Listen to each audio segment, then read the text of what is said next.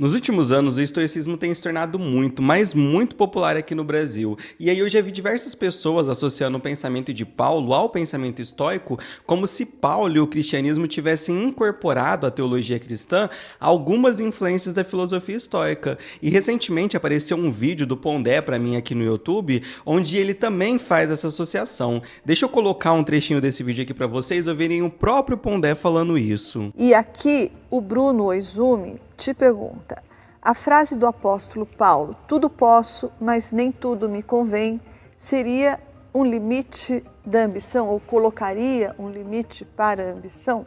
Então, a ideia de que eu posso tudo, mas nem tudo me convém, pode ser uma daquelas influências que o próprio estoicismo teve sobre o cristianismo, que era mais antigo, muito mais articulado. Mas e aí, será que o cristianismo e principalmente a teologia de Paulo foi de fato influenciada pelo estoicismo? E mais, se existiu essa influência, qual será que foi a natureza dessa influência, né? Ou seja, se realmente existiu essa influência estoica sobre o pensamento de Paulo e aí consequentemente sobre o pensamento cristão, será que essas ideias estoicas foram ressignificadas por Paulo, onde Paulo deu um novo sentido a elas? Ou será que essas ideias influenciaram os próprios fundamentos e a própria estrutura teológica de Paulo? Essas perguntas são fundamentais, pessoal. Bom, e para a gente começar a tratar desse assunto e também a responder essas perguntas da melhor forma, é fundamental a gente tentar entender a origem dessa ideia e explicar o porquê, né? Muitas pessoas atualmente associam o pensamento de Paulo ao estoicismo. Da onde que veio isso? Da onde surgiu isso? Então, dentro do nosso período moderno, essa ideia ganhou força principalmente dentro dos estudos paulinos, mais ou menos ali entre o século XIX e a primeira metade do século XX. Nessa época, pessoal, nesse período, era muito comum tentar entender o pensamento de Paulo à luz do contexto helenístico onde o ministério dele se desenvolveu. E aí, esses estudiosos, ao analisar Paulo dentro do mundo helenístico, eles perceberam o quê? Eles perceberam que no corpus paulino, ou seja, nas cartas de Paulo, tinham muitas ideias e muitas palavras que pareciam estar bem alinhadas ao pensamento estoico, né? A filosofia estoica. E mais pra frente a gente vai falar mais sobre isso.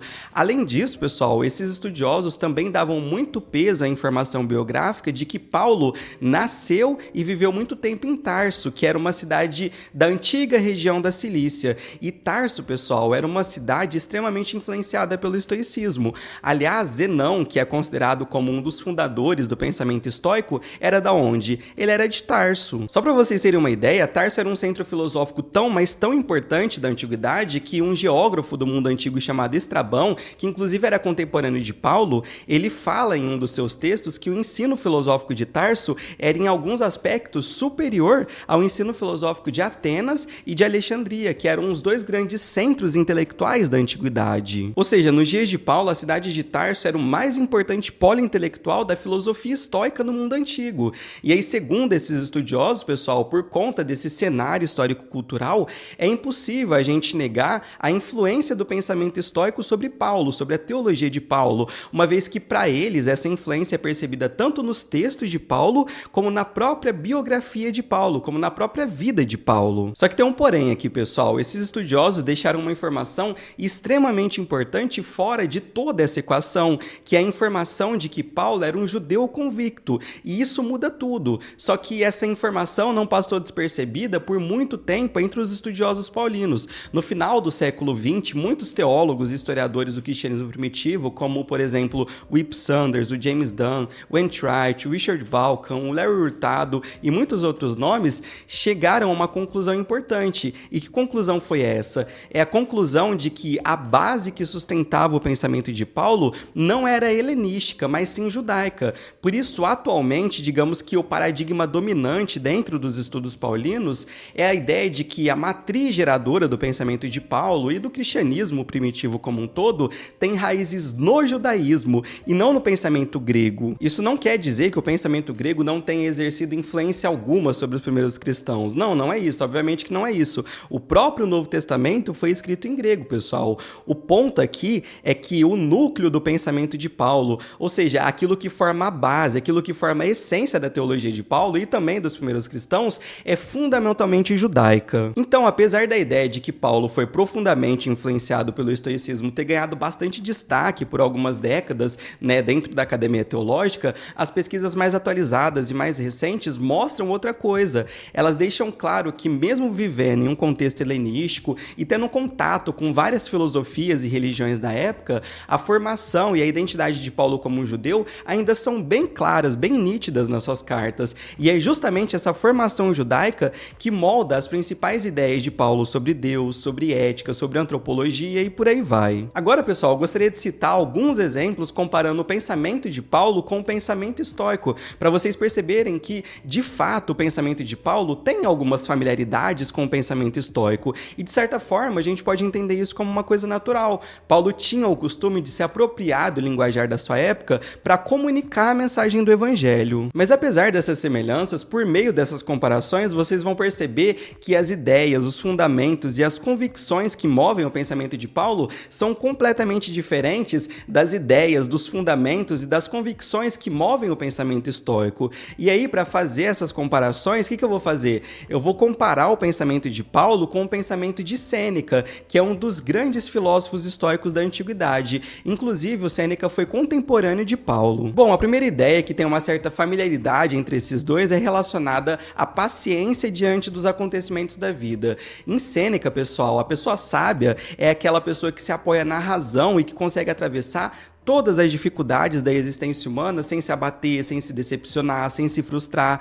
Nas palavras do próprio Sêneca, ele diz assim: o homem que, apoiado à razão, atravessa as vicissitudes humanas com o espírito divino, não tem onde receber injúrias. Para o estoico, ser fiel a uma vida guiada pela razão faz com que a pessoa, diante de qualquer situação, de qualquer circunstância, até mesmo da morte, ela consiga se manter o quê? Serena, tranquila, de boa. Nenhuma adversidade consegue sufocar, abalar ou tirar a paciência de um verdadeiro estoico. É daí que surge aquela famosa expressão, né? Ah, determinada pessoa tem uma paciência que é estoica. E aí, nessa mesma linha, o apóstolo Paulo também traz essa ideia de que os cristãos devem ser pacientes mesmo diante das tribulações, das adversidades da vida. Por exemplo, em 2 Coríntios, no capítulo 6, Paulo apresenta os sinais que caracterizam os verdadeiros seguidores de Cristo. E lá ele fala que um desses sinais é o quê? É a paciência para suportar toda a provação. Já em Filipenses 4, Paulo também exorta os cristãos a serem pacientes e a serem alegres em qualquer situação, seja na época da fartura, seja na época da escassez. É nesse contexto que Paulo fala: tudo posso naquele que me fortalece. Então, tanto Paulo como Sêneca trabalham com essa ideia, né, de que nós precisamos ter paciência, resiliência para lidar com as dificuldades, com as adversidades da vida. Só que apesar dessa familiaridade entre o pensamento deles, o que diferencia a paciência entre eles são as motivações para praticá-las. Como assim, Daniel? Pessoal, vamos lá. Em Sêneca, a paciência do sábio se baseia no quê? Se baseia na razão, como a gente viu. Mas não só isso. O estoicismo entende que as adversidades da vida são parte da ordem natural do universo, que é regida pelo que os estoicos chamavam de logos divino. E o que é esse logos divino? Para eles, pessoal, o logos é uma espécie de razão universal que governa todo o cosmos. E essa razão não é apenas uma racionalidade abstrata, não. É algo que ordena o universo de forma harmônica e de forma lógica. A ideia é que tudo no mundo, até as adversidades e os sofrimentos, fazem parte dessa ordem natural.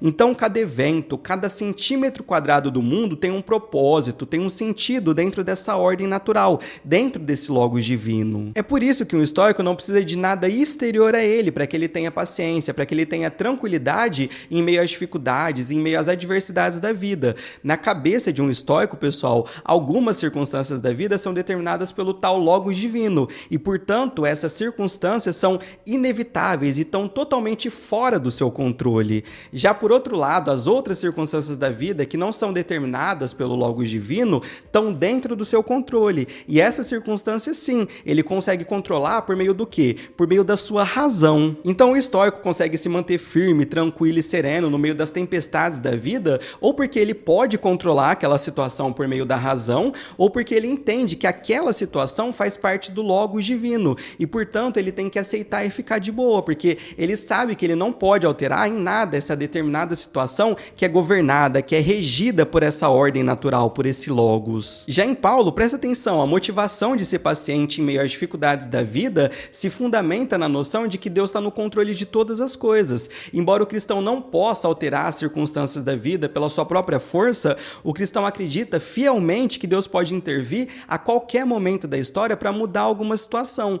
É por isso que na biografia de Paulo a gente vê o quê? A gente vê ele ressuscitando mortos, curando pessoas, realizando feitos extraordinários. Inclusive, Paulo deixa claro também que mesmo que Deus não intervenha para mudar alguma situação, o cristão continua paciente, porque ele sabe que ainda assim Deus governa sobre todas as coisas. Paulo orou 3 vezes para Deus retirar o seu espinho da carne, e aí Deus respondeu que não, e Paulo, beleza, tocou a vida. Então, pessoal, se Paulo realmente fosse um estoico, ou se ele realmente tivesse sido tão influenciado assim pelo estoicismo, ele jamais teria orado para que seu espinho da carne fosse retirado, ele jamais teria orado para que Deus ressuscitasse Êutico, porque todas essas coisas não fazem sentido algum na mentalidade de um estoico. Um estoico simplesmente aceitaria a morte de Êutico e o espinho na carne como parte do curso natural de uma vida que é regida por esse Logos. Vocês conseguiram pegar qual que é o ponto aqui? Então, assim, a paciência diante das dificuldades da vida no pensamento de Paulo não tem nada a ver com aceitar passivamente alguma força impessoal, tipo o Logos divino dos estoicos, nada disso. Para Paulo, a paciência vem de uma confiança total em Deus, que é pessoal, que é soberano e que está no controle de tudo. O cristão acredita que Deus pode sim intervir em qualquer momento, mas o cristão também aprende a aceitar quando Deus escolhe não mudar determinada situação.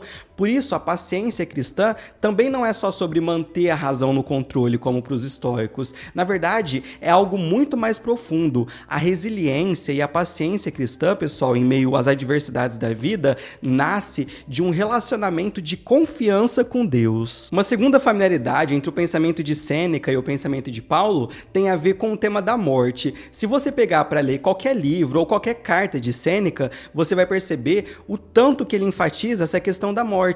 Para ele, a morte deve ser vista como um fenômeno natural e esperado. Todo mundo vai morrer. Então, por isso, Sêneca entende a morte não como um mal, mas o mal seria o quê? Seria ter medo da morte, temer a morte. Para Sêneca, a morte faz parte da existência humana e, portanto, o homem deveria estar pronto para enfrentar corajosamente essa realidade inevitável, né, que é a realidade da morte. Mais uma vez, nas palavras do próprio Sêneca, ele diz assim: por sua vez virá a morte, a qual deverás te entregar, queiras ou não. Ou seja, Sêneca acreditava que a gente não deve tentar escapar da morte, mas a gente deve encarar ela numa boa, entendendo que ela está dentro dessa ordem racional do universo, o famoso Logos divino que eu acabei de explicar para vocês. Aceitar isso, segundo Sêneca, é o que mostra uma sabedoria de verdade, uma sabedoria bem no estilo da filosofia estoica. E tem uma outra citação bem interessante de Sêneca sobre a morte que eu separei aqui para vocês, que ele diz assim: deve-se aprender a viver por toda a vida, e por mais que tu talvez te espantes,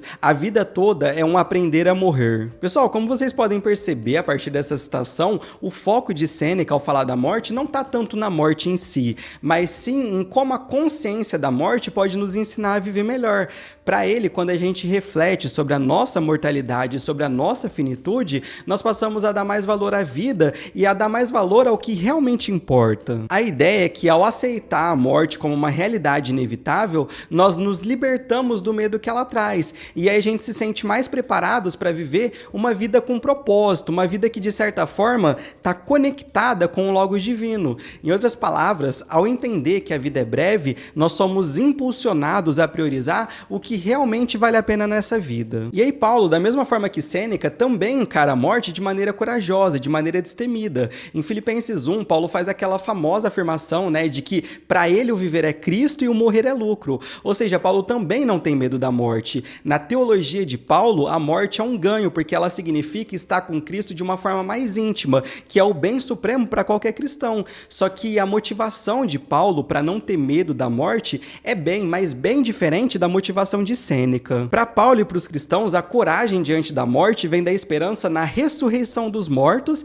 e na vida eterna com Cristo, e não simplesmente da aceitação racional da inevitabilidade da morte, como para os estoicos. Aliás, dentro da teologia paulina, a morte é um inimigo a ser vencido. É justamente o que Paulo fala em 1 Coríntios 15. Ou seja, a morte não é natural dentro da concepção cristã. A morte é um obstáculo. A morte é consequência do pecado da humanidade. O cristão vê a morte como um evento temporário que vai ser superado pelo quê? Pela ressurreição, que é o evento que marca o fim da condição humana corrompida pelo pecado. Tanto é que Jesus, ao se deparar com a morte de um dos seus amigos mais chegados, o que ele faz? O Evangelho de João nos conta que Jesus chorou.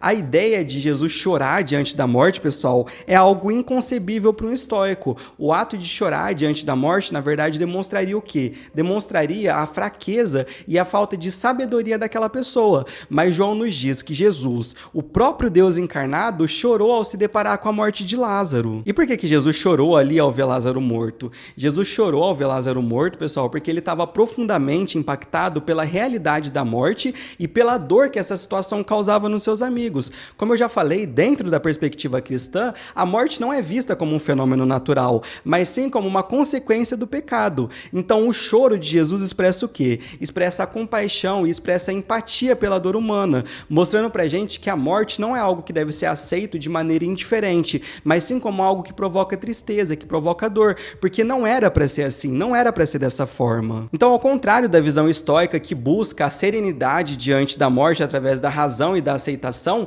a perspectiva cristã reconhece o sofrimento e a perda que a morte traz, mas também oferece a esperança da ressurreição e da vida eterna.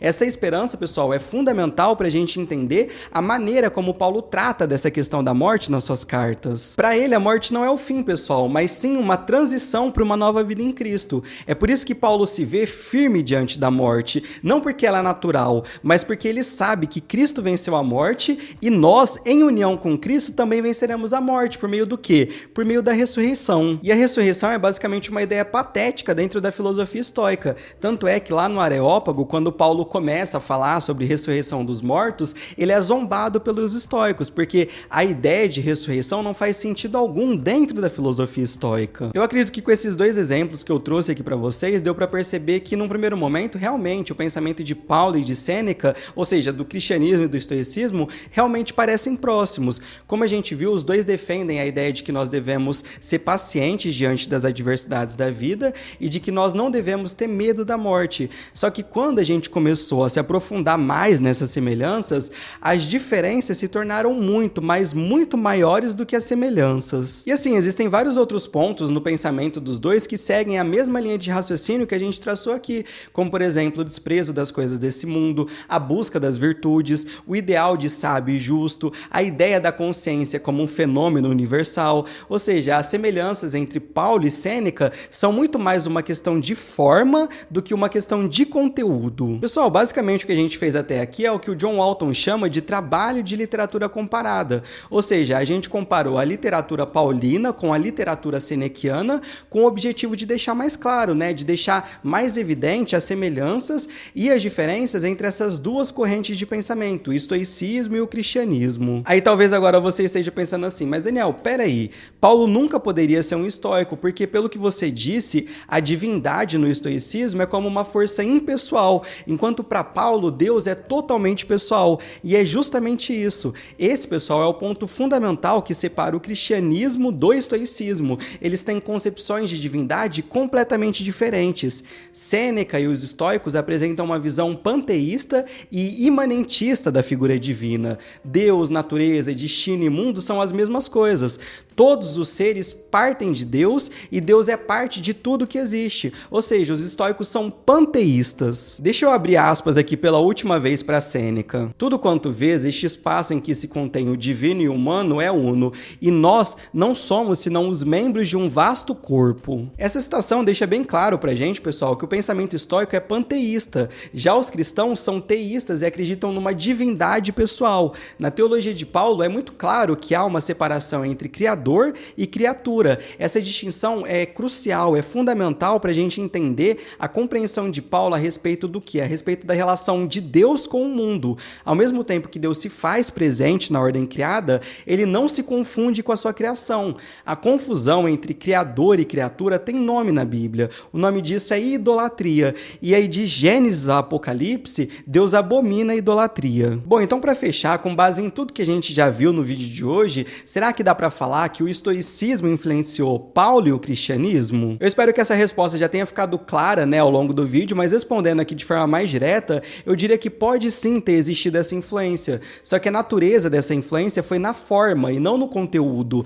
Paulo, em muitos momentos das suas cartas, usa palavras e até mesmo argumentações que eram muito típicas dos estoicos, mas o ponto é que o conteúdo das cartas de Paulo, ou seja, a essência da sua teologia e da sua visão de mundo, é fundamentalmente diferente do pensamento estoico. Mas muitos, quando falam dessa associação, eles dão a entender que as semelhanças, que as influências são no conteúdo e não na forma. E obviamente que isso faz toda a diferença nessa discussão. Bom, pessoal, é isso que eu tinha para passar no vídeo de hoje. Se você gostou do conteúdo e achou ele relevante e interessante, não se esqueça de deixar o seu like e de se inscrever no canal para mais vídeos assim. Eu vou ficando por aqui, fiquem todos com Deus e até a próxima.